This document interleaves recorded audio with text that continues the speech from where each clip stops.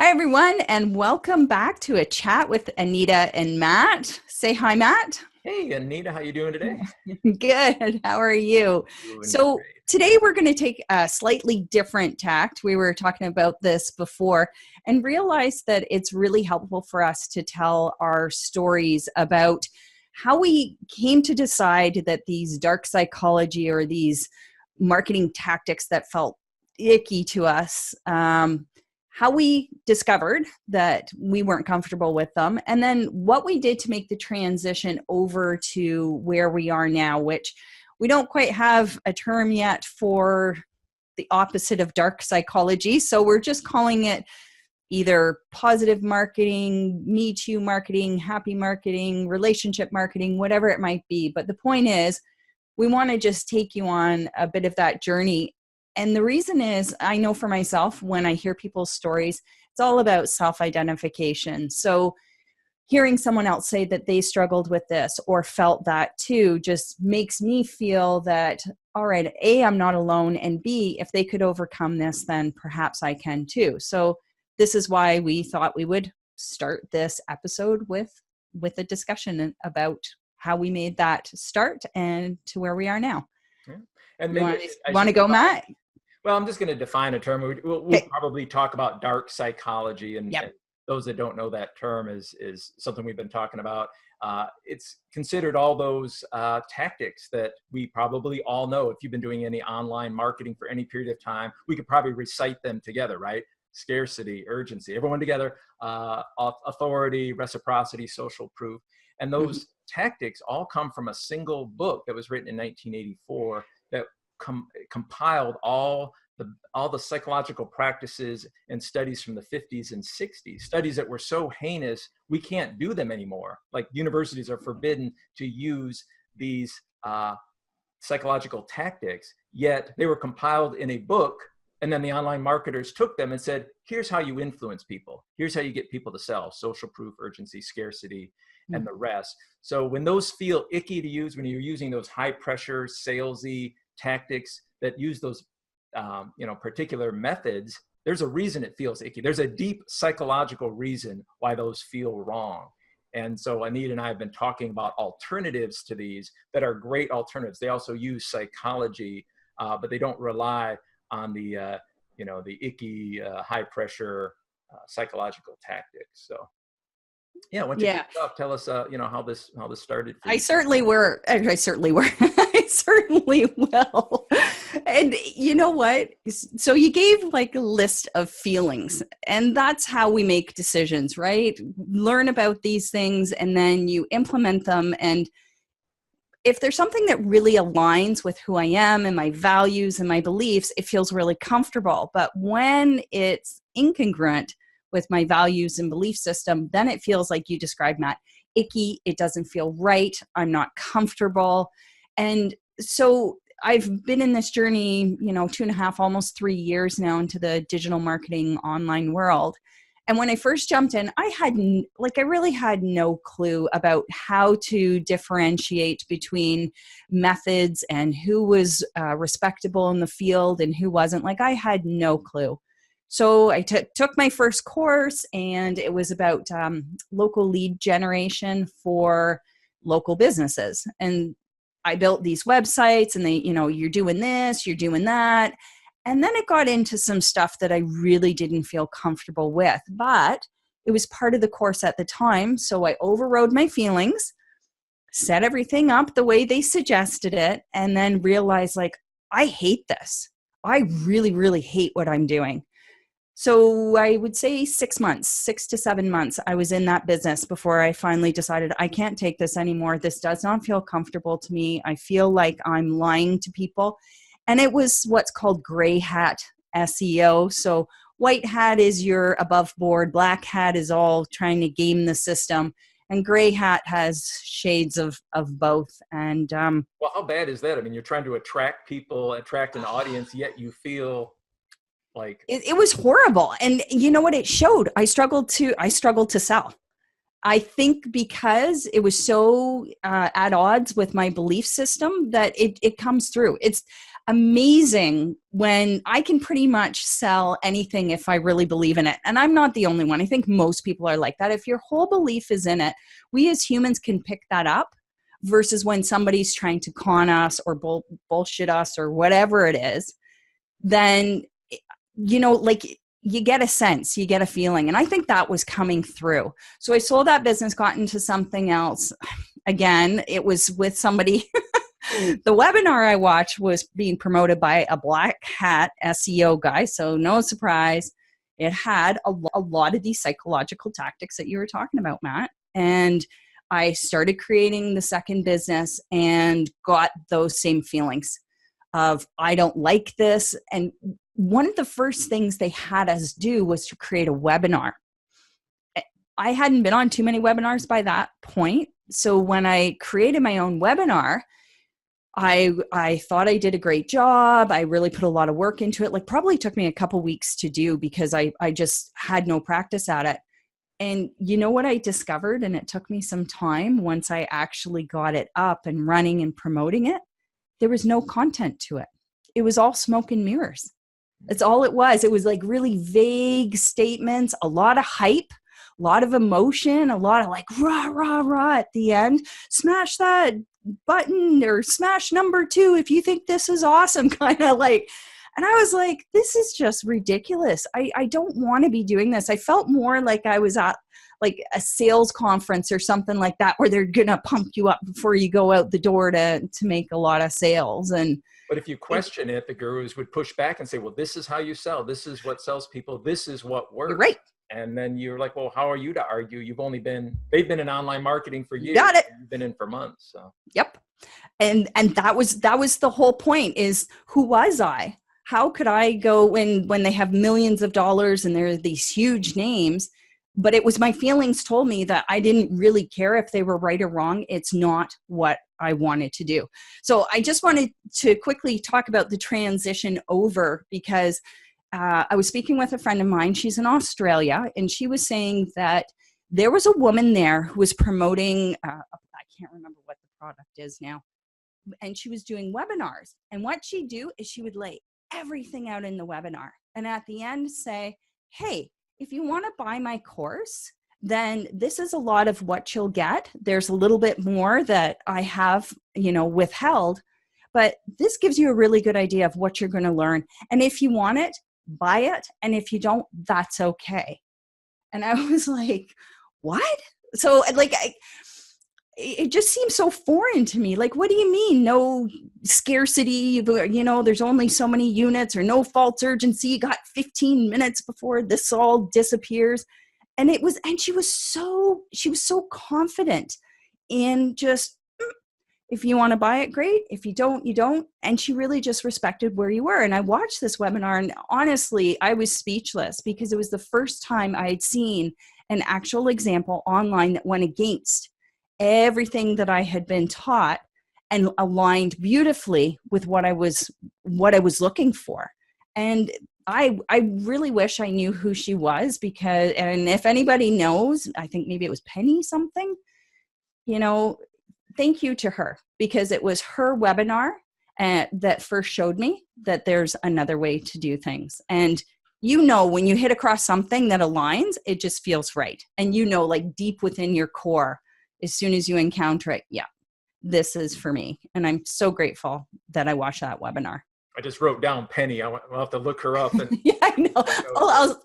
Excuse me. I'll ask my friend and see if she can remember, because it was like a few years ago now. So fingers crossed. We'll give a shout out to her. Absolutely. So yeah, Matt, well, why don't you tell a bit about your story with it? Yeah, I mean, it starts the same, the icky feelings and stuff, but it's maybe a bit different in that I'm a psychologist. I've taught psychology for years at the university. And I came from, I think, a successful career as a professor and a business owner. I ran a business for 12 years and sold it for a lot of money. And I ran a national lab. And so I had all the success. Then I come to online marketing and put all that aside, said, oh, that's well, the online marketing gurus must really know how to do this stuff. So I just focused on them, and I set aside everything that I had learned in running companies and managing people and selling. And, I mean, at the time, I think at our peak, we were selling over $1 million a year for a small company. That was a lot of money, but it's like, oh, that's the old way. That's like real life. This is online marketing. They must know something new. But how it occurred to me was, after a while watching this, I'm like, they are using psychology to sell, but they're using it poorly. They're using it wrong. This isn't the psychology that I teach. I can understand that they're using the principles, but they're using them wrong. And then so as I'm watching this go, it took me forever. I'm like the slowest learner on the planet, but I started to think through, like, why would this work? And then from a psychological perspective, this can't work. Doing this sort of tactic in this way couldn't possibly work. Why does it work for them? And so I really struggle with this. I must be doing it wrong, or I'm not learning it. Maybe I got the formula, the formulas. Maybe I'm doing these hacks and methods wrong. And so I was really on the edge there until through some connections, I've started to hear from some of these gurus from their inner circles. And the message was the same. The gurus' numbers are falling. They're not getting the conversions that they used to. They're not getting the sales they're used to. And I'm like, that's why. I thought they were getting these huge numbers that they're boasting about. They're having all this success that they talk about, and they're not. And I was like, perfect, because they shouldn't. Using the tactics they are using with the audience that they're dealing with here in this age, in this year. This isn't 15 years ago in the wild west of the internet. This is a much more savvy audience. These tactics shouldn't work, and by golly, they don't. And that's how it all fell into place. I'm like, oh, okay, I'm not crazy. So then I started looking deeper, talking to more folks that knew gurus, and the message was the same. And all these tactics, I think we talked about one in a previous episode about how the gurus would say, on the date your cart closes, you have to send everyone 3 emails. Yeah. I was like, well, why? Well, because it works. But why? Like, where's the date? It works. And you're just supposed to take their, work for me, and it worked for my other gurus. And then they say you have to email people 1 hour before the cart closes. I'm like, why would you do that? You have to do it because it works. People will buy in the last hour. And so a lot of this is just on faith. It works, and work for me, it's going to work for you. Well, then I discovered through 2 different folks who do the marketing for the gurus, 75% of people who buy in the last hour wanted their money back within 30 days. Yeah. And I'm like, that's exactly what should happen. So it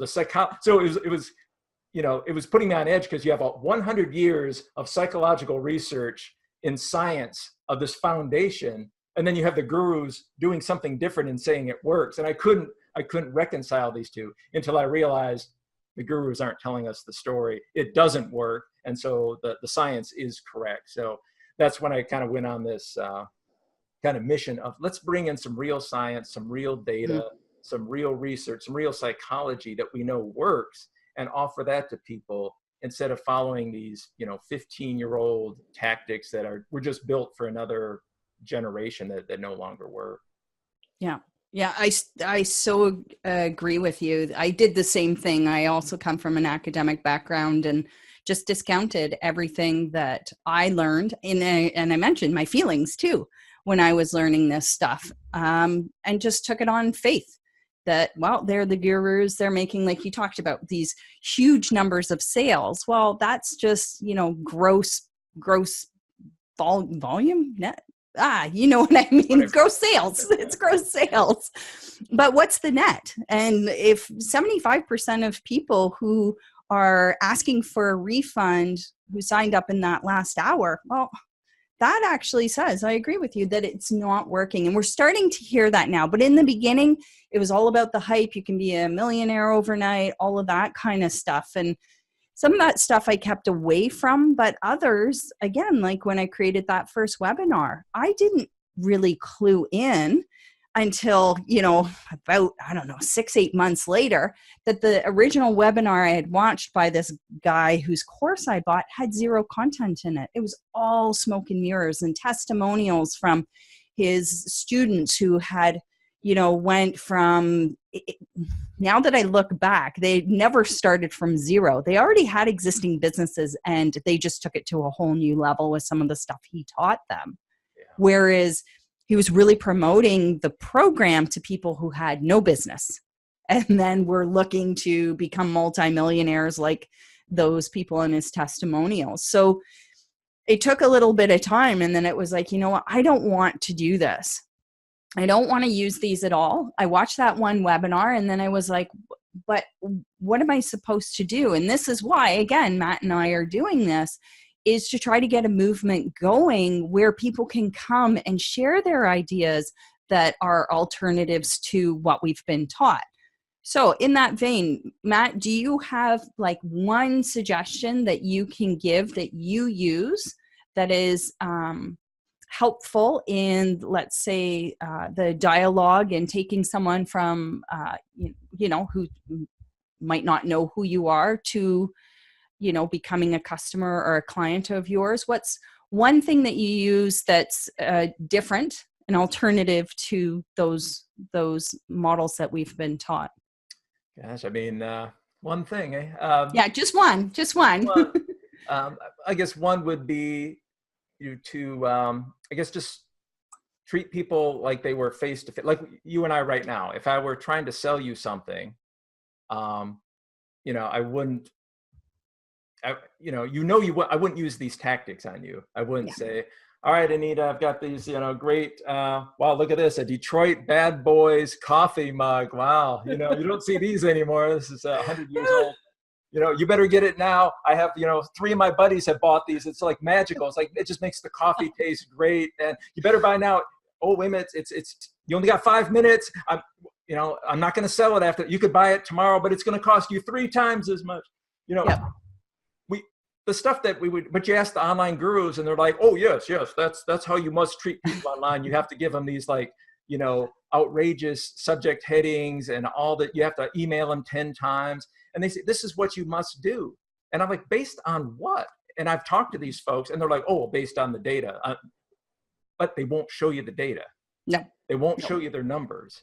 And when I have seen the numbers through other people, it's exactly what you would think. They're not good. A lot of these gurus that most people listening, they would know their names.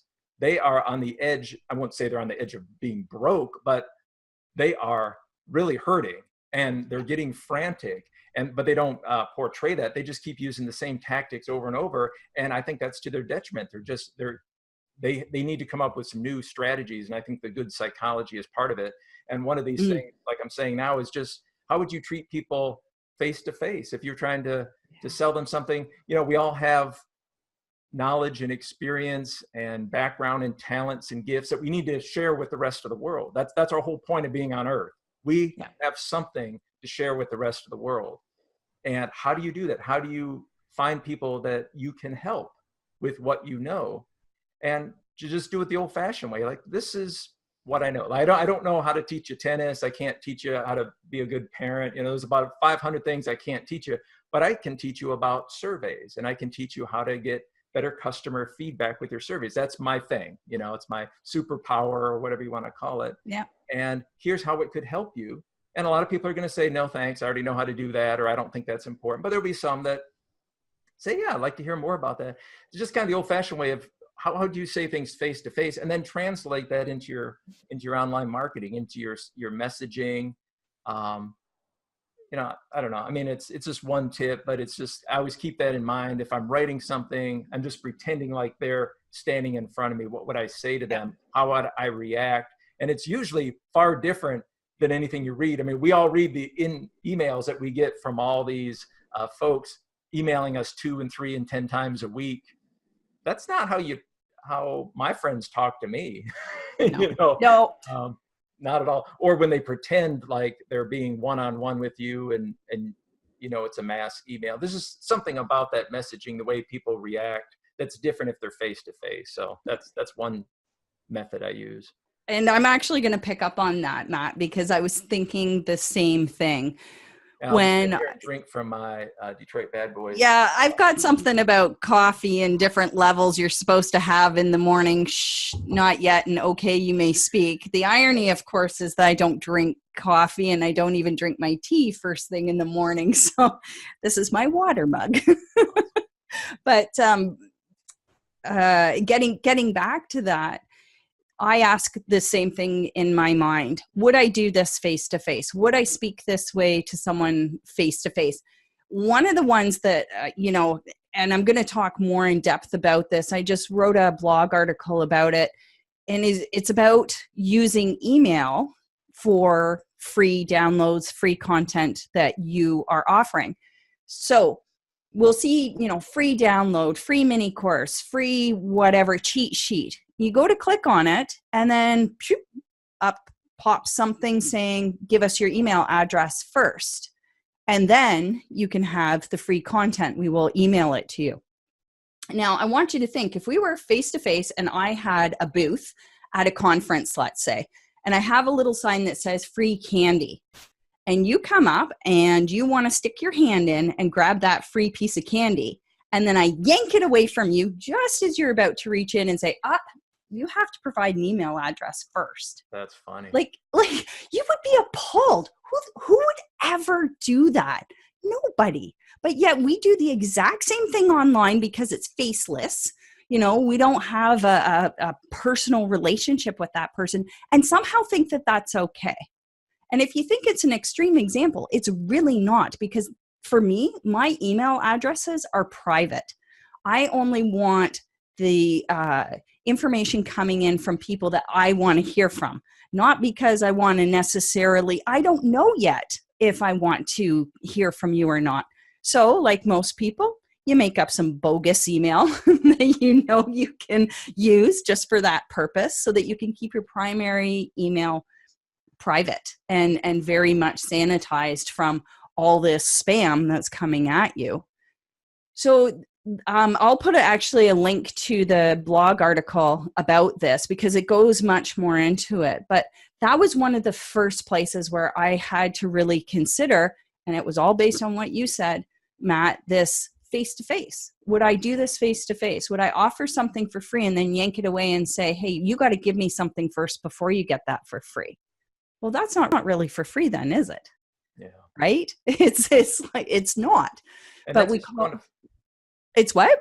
I say it's just one of those techniques that used to work, and I think this is the thing, as we were talking before, in the wild west of internet marketing, anything worked, but taking those same techniques and using them year after year after year. Unfortunately, we weren't there at the beginning of internet marketing. We're here now in this age, and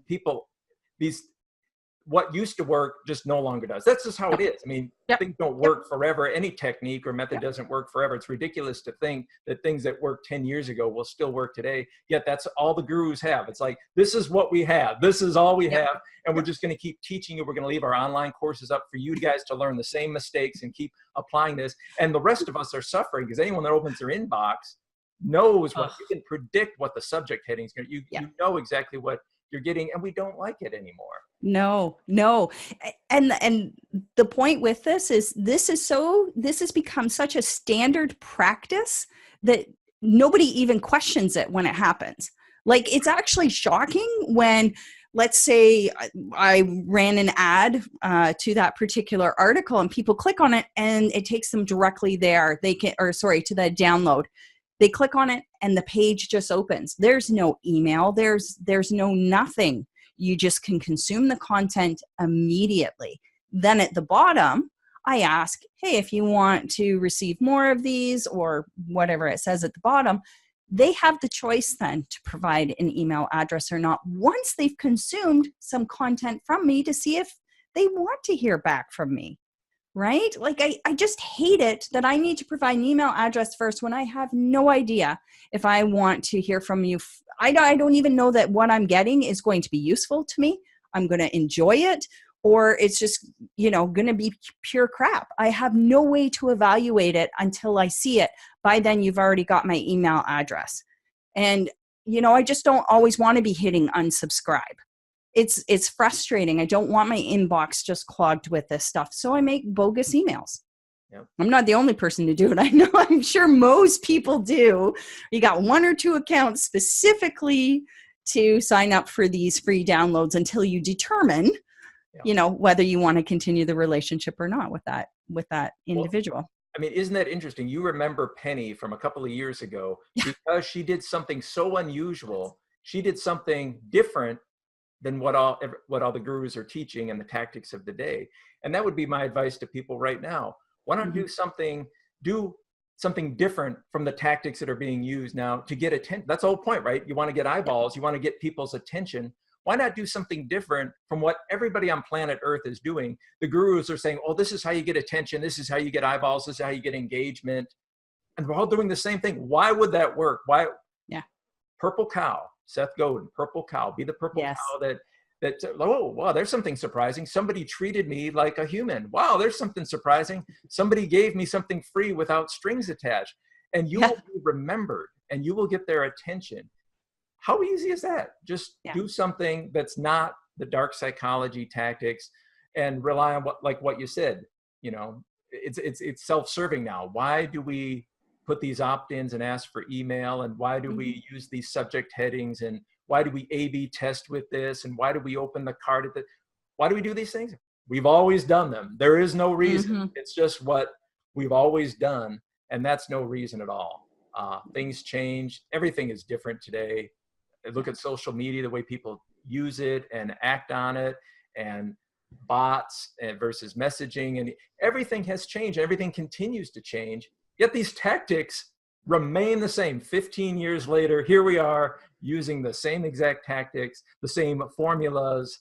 Do something different and you'll be noticed. Yeah. I'm actually really excited. I'm excited that things are being forced to change, because I too am tired of this. I'm tired of, excuse me, having to be deceptive in order to get something that may or may not be useful to me. Like, that's awful. I don't like how that makes me feel. And now it's to the point that I often won't even take a download because I just can't be bothered, because they just offer it to me for free then, genuinely for free, no strings attached, if that's what you're saying it is.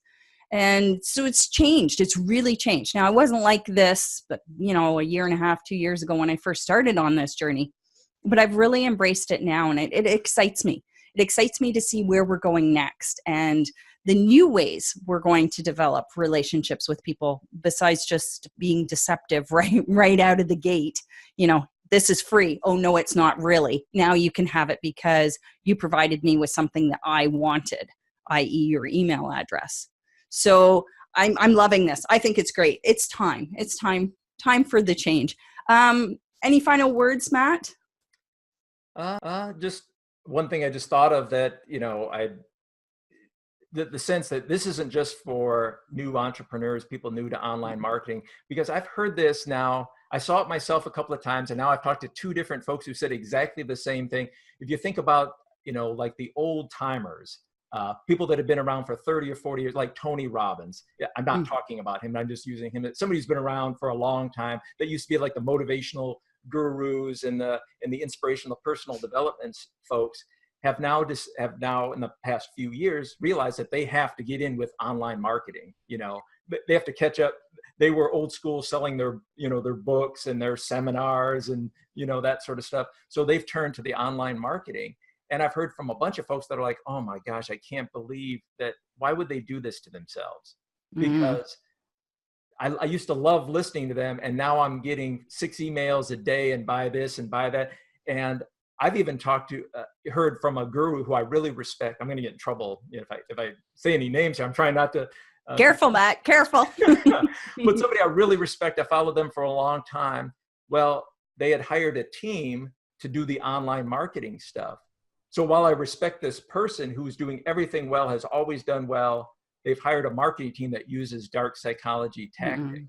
And you're like, oh, what? And you're just like, I can't believe they don't know it, but they don't, because they're like, well, this is what, the online marketing people are like, well, this is what you use here. This is what you These do. are the tactics you use. And it's just tarnishing them. Yeah. So even the biggest of the big, the names we would all know, who now, through no fault, they don't know. They're just like, oh, this is how you do this. They're getting tarnished. So it's everybody from the biggie bigs to, those just starting up. So I think that's how damaging online marketing is. And it's such a shame, because people who are in marketing love marketing, and they want to get the message out, and they want to, engage people. And yet it's all being sullied by just using the same tactics that have a terrible origin, dark psychology tactics. And the knowledge is just, well, what else is there? Well, there is something out there. And that's what we've been talking about in these episodes, and we'll continue to talk about the good psychology, stuff that works just as well, if not better, without the ickiness. With it. And so to summarize, we've talked about our stories, and I think it's the feelings. Go with the feelings. If your feelings are like Matt talks, he likes the word icky. I just feel it's out of alignment. I feel there's some sort of disconnect between my values and my beliefs and what I'm being taught, or these tactics, and it makes me feel uncomfortable. I just go with that as my guide. When I'm writing things, anything from blog articles to website copy, to, it doesn't really matter what it is, asking myself that question: would I do this or say this if we were face to face? Would I act in this way? And if the answer is no, then don't do it. Keep listening. Again, we want to build a movement here. So we want a community. We want people chiming in to come up with different ways. What's working for you? What's not working for you? We will be producing these every week. And so you can come and definitely put your comments below. Matt, where can you be reached? Oh, gosh. Well, I mean, for now, let's just put, if you're in YouTube, put the comments below. You can find me on LinkedIn. I'm there quite a bit. Just look up Matthew Champagne, the survey guy. You might have to put surveys in there, but you'll find me there. We're going to be turning this into an audio only, so you might be finding this on a podcast by this point. But let's keep the conversation going. If we can help just, one person with that realization who's on the edge, like, just be able to push them over the edge and say, look, if you only knew that this isn't working for the gurus, would that make a difference? If you only knew, what we've known, because we've spent all the money on all these courses and platforms and methods and hacks and formulas. If somebody can benefit from all the money that we've spent on this and all the time wasted, I think, on this, I would really, feel good about that if we can help some other folks in their own decision making. Yeah. And that's my goal too. I'm going to pop wherever you have to be consuming this content that we've just put out. There's going to be a link to that particular blog I wrote. So if you want to learn more, you can go there. I'm on YouTube at Anita Toth. Also, anitatoth.ca is my website, and same with LinkedIn. And I think that's it. I really feel good about this. I'm hoping that it, like Matt said, one person, actually, I hope there's more people who go, hey, that resonated with me. And now I feel better knowing that I'm not alone in this, and that there are other ways that I can do this that align with who I am. And for me, it's also about really having strong relationships with people right from the beginning. Not being deceptive right from the start, get my free download and, you got to give me something first, but just being open and saying, here, this is what I'm offering for free. Have a look at it. And if you like it and you want more, then sign up. So I think that's it. Matt, thanks for another great discussion. I'm looking forward to next week's episode. We always have some really good thoughts bopping around. So that's it from me, Anita Toth, and from Matt Champagne. We'll see you next week right here. Yep. Take care. Bye. Bye.